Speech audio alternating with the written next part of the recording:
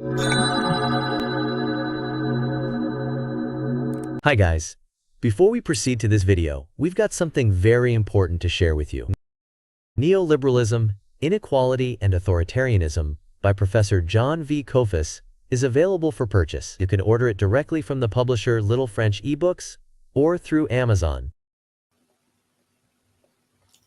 There is the question 3 weeks after the United States and Israel began bombing Iran and assassinating the top leadership, including the Ayatollah Ali Khamenei, whether the war has been lost to the United States and Israel. This may very well seem premature because the war is ongoing. The United States definitely has said that it will continue for at least a few more weeks. Speculation by pro-US analysts are indeed that it will continue. Speculation by those supporting Iran is the same. Israel certainly does not want to end it. And so the question is, do we have clarity about which side so far looks to have won the war? In my view, the question is, what does winning entail? If winning means total victory, total submission of the other side, subjugated and yielding to the demands of the victor, the answer is absolutely the United States and Israel have not won and do not appear that they will be winning this war. I believe it was in 1972, President Nixon, during the Vietnam War, amid his frustrations, he, according to tape recordings of the White House, he would tell Henry Kissinger, his Secretary of State, that there is a way to end the endless Vietnam War, two decades long war, that Nixon knew, as did his predecessor, Lyndon B. Johnson, was unwinnable. And the solution by President Nixon was use nuclear weapons. The question, of course, would be, what would that mean for the United States? Would that constitute a victory for the United States? Now, there's the other side, and that is a number of scholars and analysts have argued that even if a country loses, like the US lost the war in Vietnam, there are some who argue, well, did it really lose the war in Vietnam, considering it devastated Vietnam, it decimated Vietnam, it debilitated to such a degree that it reduced it to rubble, and that was a victory in itself. So there is that side. In fact, Noam Chomsky argued that Vietnam really didn't win the war, it was the United States who won the war. Okay, so there's that. And of course, considering the integration of communist Vietnam into the capitalist world economy after it lost the war, and of course, doing business with the United States as well as other pro-US countries and US allies, the question is, what does winning entail? The same thing goes here with Iran. However, historically, what we have is from the Persian Wars to the Punic Wars by the Romans in Carthage, to wars of imperialism in the 19th century, to World War I, World War II, Vietnam, we have evidence of a pattern in wars. And the evidence is, early on, there are indications of how this is going to all unfold, whether it will be a war of attrition and one side or the other will prevail, but weakened For example, in the Peloponnesian Wars, technically Athens won, but nobody won. Actually, Athens, along with Sparta and their respective allies, were all weakened. So really no one won. There's that aspect. There is also the reality, for example, that military historians point to of World War II, that the Third Reich and their allies really lost as soon as they launched that war, and so did Japan as soon as it bombed Pearl Harbor. Granted, that's true. That is absolutely true, because of the might of their enemies, namely, in that case, of course, the United States and the Soviet Union were the big allies in World War II, and their combined might was not a match for the Axis powers, the fascist Italy, Nazi Germany, and Imperial Japan. Now, today we have this alliance between Israel and the United States against Iran. Now, top Pentagon officials, military people, according to press reports, went to Trump and told him in no uncertain terms, this would not be an easy war in which the United States could prevail. It would certainly not be another Venezuela snatching the president, bringing him to the United States and putting somebody else in charge to do America's bidding. No. There was a warning. The question is, why did the United States follow the lead of Israel in attacking Iran?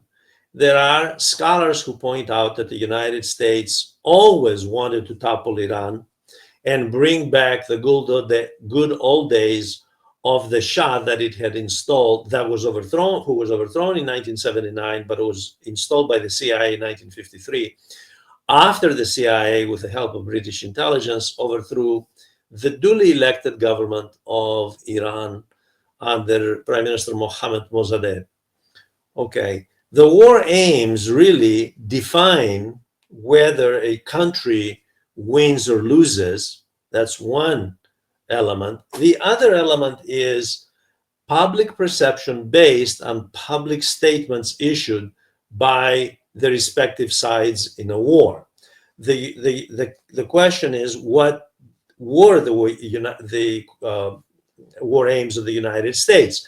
Now, according to Elizabeth Warren, as well as a number of other senators who were briefed in closed session, secret talks between the administration and a number of senators, I believe the Senate Foreign Relations Committee, the Democrats came out and said, this is total chaos. This is worse than we think. They have no plan, no war aims.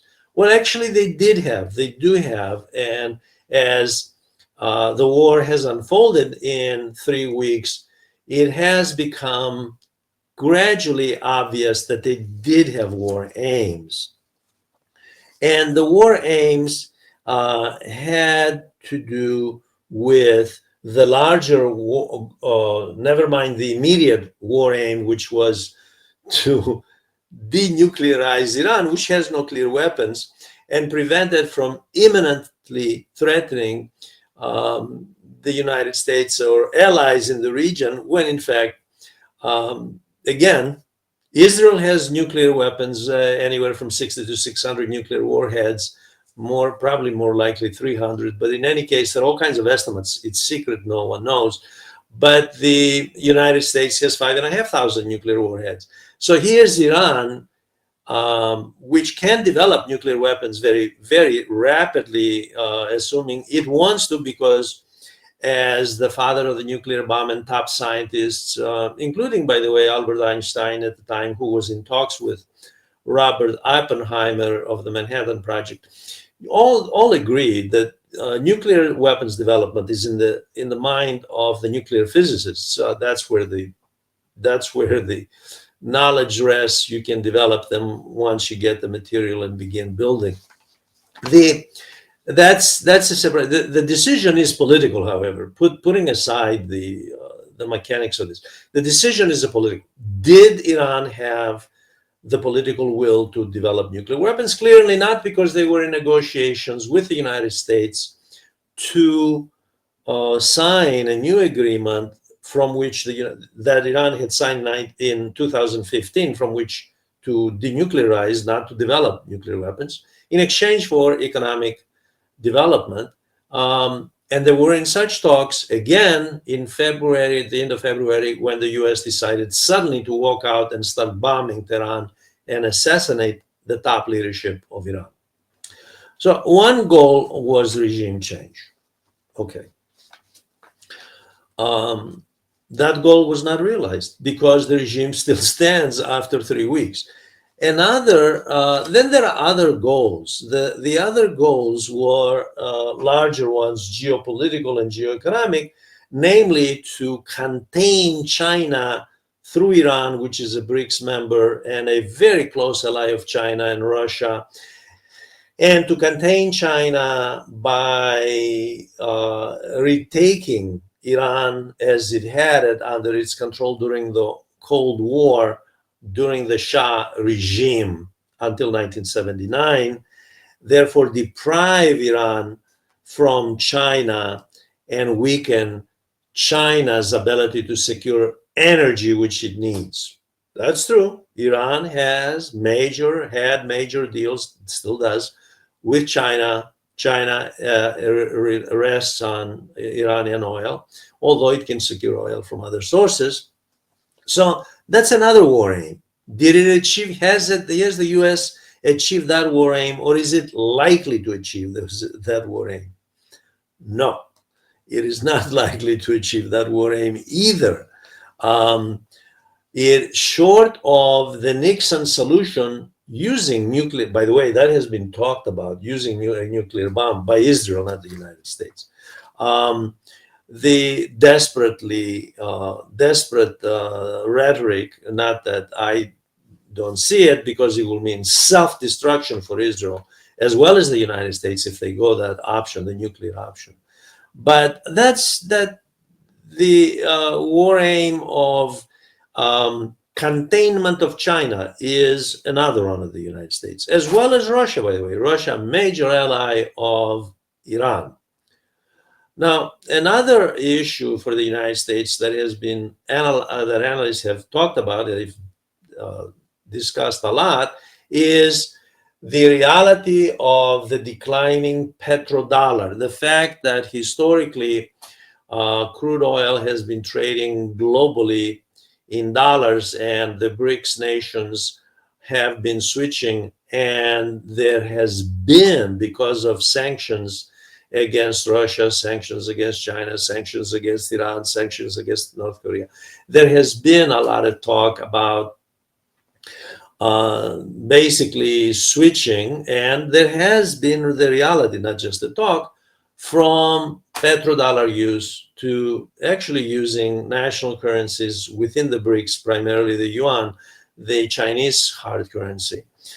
So there is also that, the preservation of the petrodollar in the precious Gulf states region where 30% of the world oil flows. That's very important energy, very important to the world economy.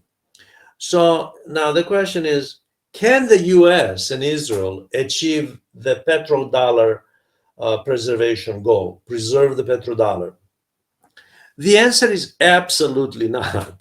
Even if the US prevails, the fact is that China is the world's largest economy measured in purchasing power parity, trillions ahead, depending whose statistics you believe, anywhere from 5 to 12 trillion ahead of the United States in purchasing power parity, not nominal value.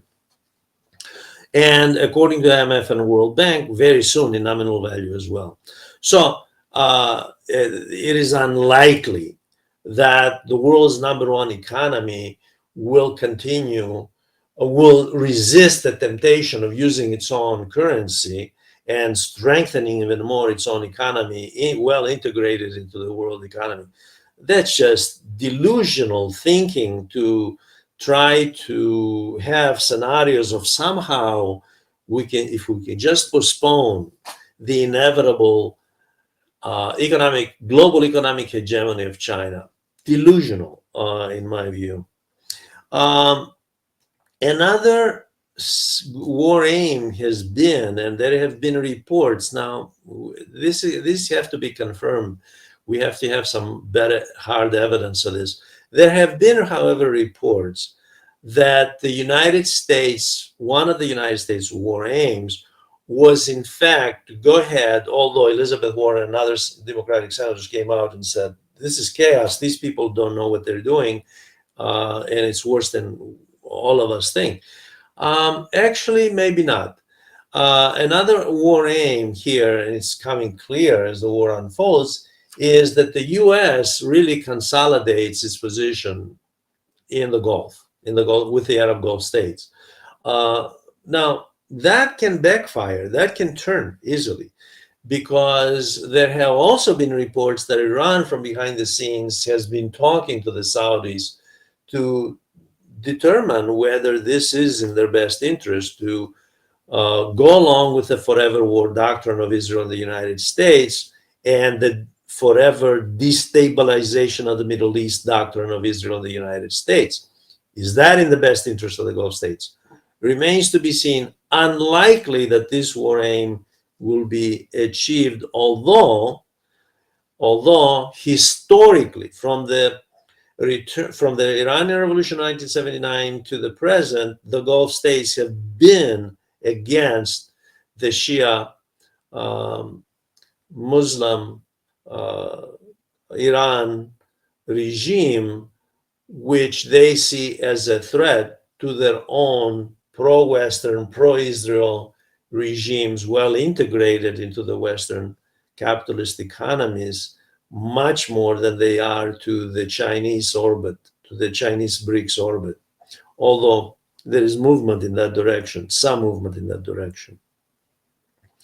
Now, there is also the issue that has been talked about, another war aim, is the big surprise of the Trump administration, even within his own parties, and this is one of the reasons that there is a split in the GOP, the pro-Trump elements, with regard to this war. Some of them are against it.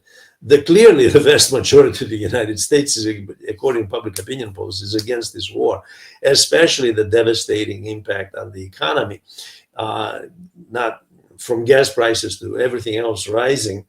And the Federal Reserve Bank, of course, now considering raising interest rates because of stagflation.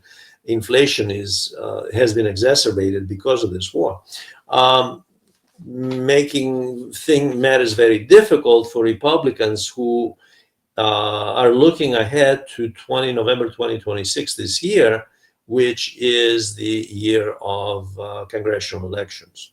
And it's not looking good right now based on public opinion polls. Now, having said that, the question, of course, is, was there another war aim? The other war aim was that the Trump team that caved to the neoconservative forever war militarists that they inherited from Biden's team, although different people, different faces, but same ideology.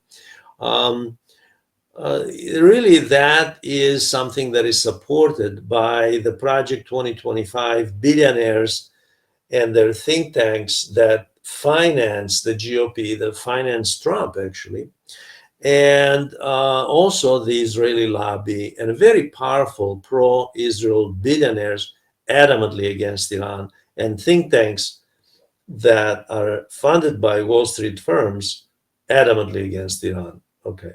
Now, so there is, well, Trump figured, look, the elites, at least a segment, not all of them, a segment of the elites are behind our foreign policy.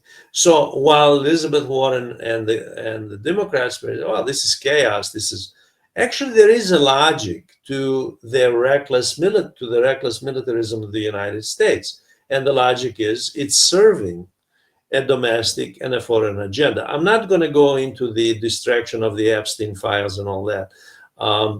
I think more of a distraction. The war serves more of a distraction. As a historian who takes the long view from the ancient times to the present, how war serves a distraction, I would argue that it has served more of a distraction from domestic problems, from the economy to social lack of social justice, rather than the Epstein issue, which somehow it's going to take its course eventually in any event.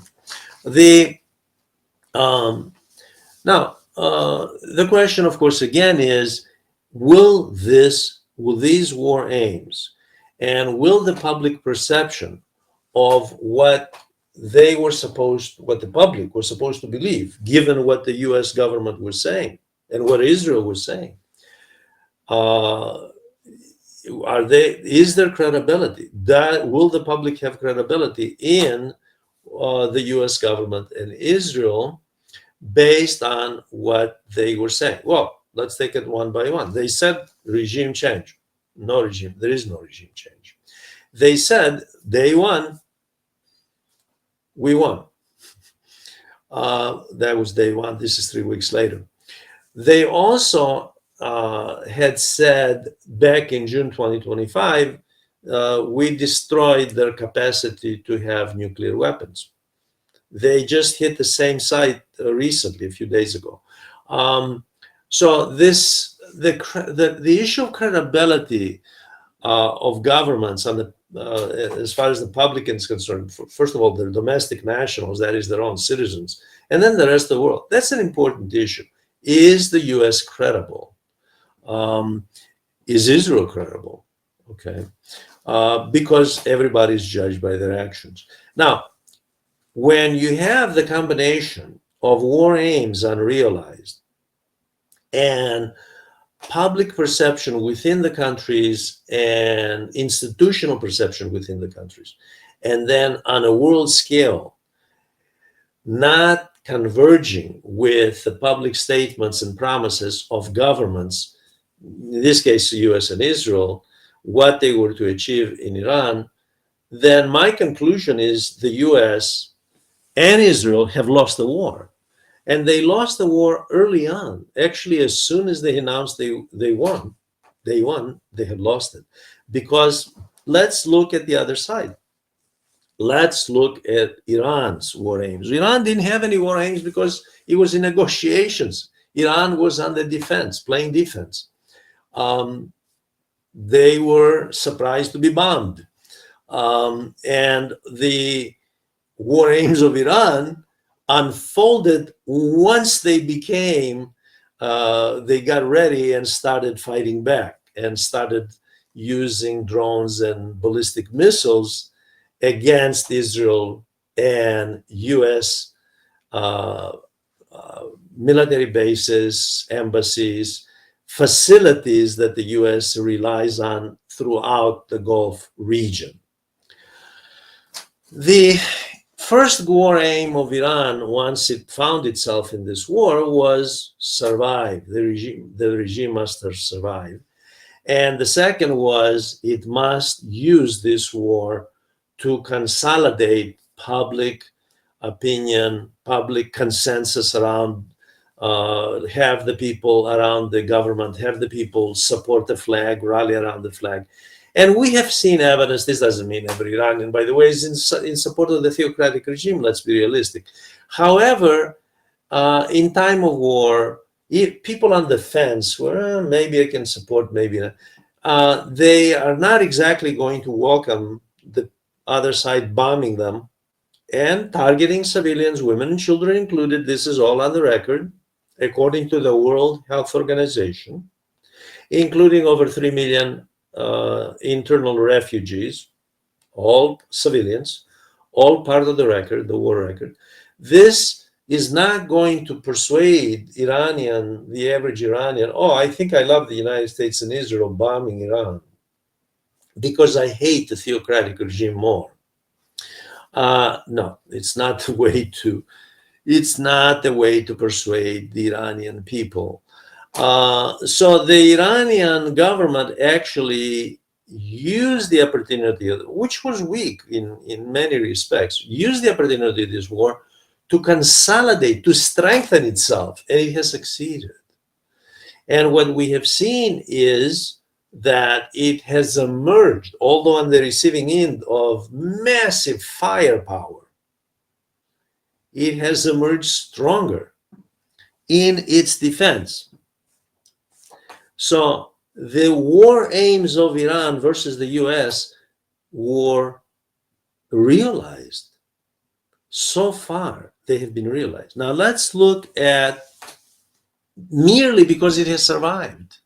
It doesn't need to do any much more because it didn't make the grandiose announcements of Israel, of course, demanding regime change, and the United States. So what we have is indeed a situation of Israel and the United States facing an Iran that is stronger. And one of the reasons there has been talk that the United States wants negotiations is because of that. The United States is spending $1 trillion on defense. Just for the record, Iran spends $8 billion on defense. Okay, so this is a major discrepancy here, and Iran has used very wisely the economic leverage that it has in the Strait of Hormuz. Now, the fact that the U.S., which spends $1 trillion, asked for $200 billion more to continue the war against the country that spends $8 billion is very telling that it's losing the war. It's not prevailing. Let's put it that way. It's all relative, but it's not prevailing. The fact that it asked even China to help contain Iran and with the Strait of Hormuz to move, to make sure that the flow of energy goes through is very telling. Now, it is, in my view, very clear that the United States may not have lost the war categorically as it sounds, but it has not won it either. And by the very fact that it had very lofty expectations announced to the public, while Iran had very low expectations as far as public perception was, the US lost the war, so far at least, unless there is another development that we don't know about. It will be recorded in history as a war of utter destruction, and perhaps as a war aim, just destroying Iran and causing it, according to Iranians at least, $500 billion in damages, which, by the way, Iranians want the US and Israel to pay reparations. Maybe that in itself was worth it to the US and Israel. However, other than that, other than imposing such damage to Iran, which has China and Russia behind it, there isn't much there to consider as a victory on the part of Israel and the United States. I believe that historians will record this war as a loss for the United States, as they have every war from Vietnam to the present. Thank you very much for listening. I ask you to join this channel, write comments, ask questions. Thank you for joining.